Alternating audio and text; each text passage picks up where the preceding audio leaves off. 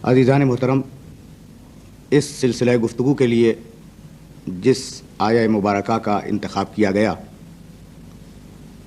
وہ آیت سورہ نحل کی ہے۔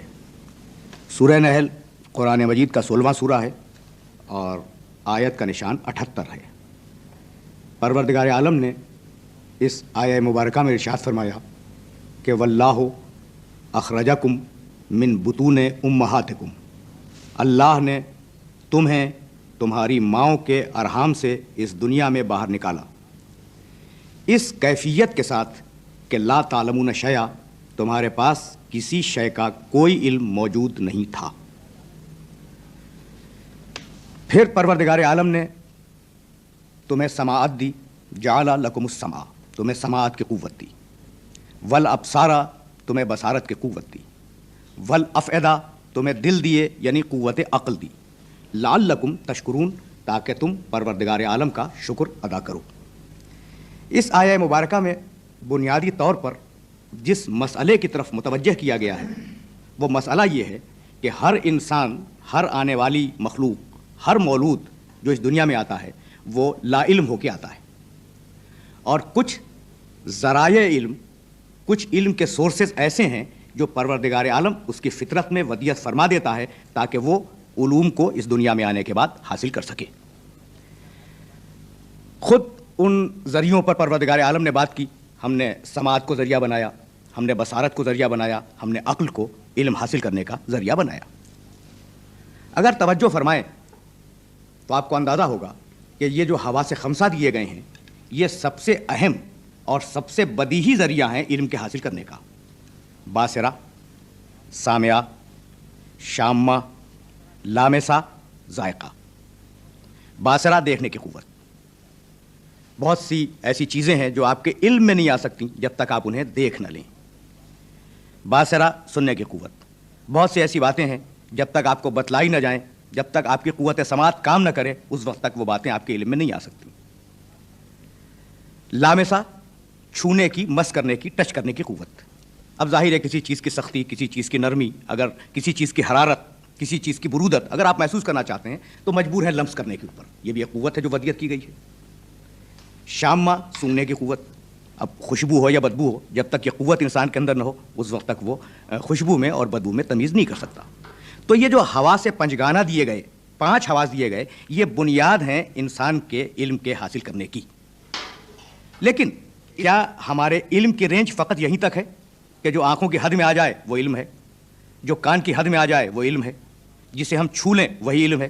کیا کان کے ماورا علم نہیں ہے؟ کیا آنکھوں کی لیمیٹیشنز کے ماورا کوئی علم نہیں ہے؟ تو حقیقت یہ ہے کہ یہ وہ قوتیں ہیں جنہیں ہم حواس پنجگانہ کہتے ہیں، جن قوتوں کو ایک خاص حد تک اور ایک خاص لمٹ تک ہم استعمال کر سکتے ہیں، انہیں آگے استعمال نہیں کیا جا سکتا۔ اس کائنات میں، جو کائنات اس وقت موجود ہے، اس کائنات میں اتنے لطیف ترین ذرات موجود ہیں جنہیں آنکھوں سے دیکھا نہیں جا سکتا، اور اس کائنات میں جو ہماری محسوس اور مرئی کائنات ہے، ایسی لطیف ترین آوازیں موجود ہیں جنہیں یہ کان سن نہیں سکتے۔ تو اگر یہ حواس پنجگانہ، یہ قوتیں، یہ 5 حصیں جو ہمیں ودیعت کی گئی ہیں، اگر یہ مکمل ہوتی تو دنیا کی کوئی شے ہم سے پوشیدہ نہیں رہ سکتی تھی۔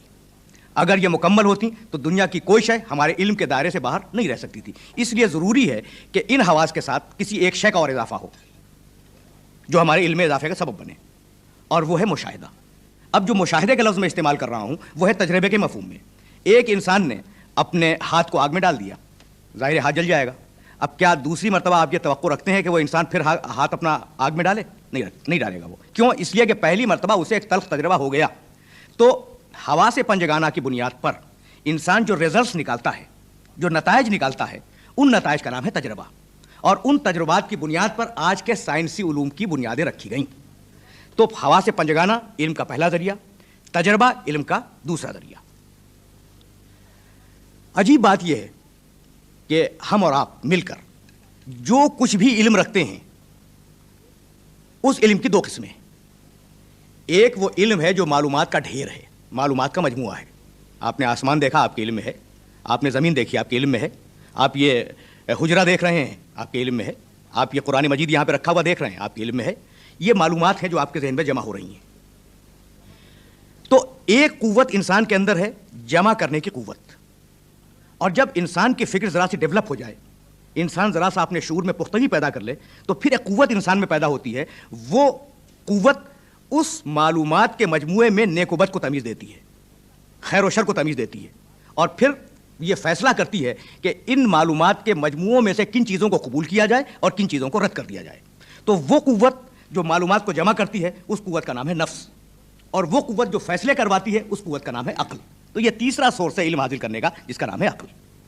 پہلا سورس حواس خمسہ, دوسرا ذریعہ علم تجربات جو مشاہدے کی بنیاد پہ نسلاً بعد نسل ہمیں انسانی میراث میں ملتے رہے. تیسرا ذریعہ عقل.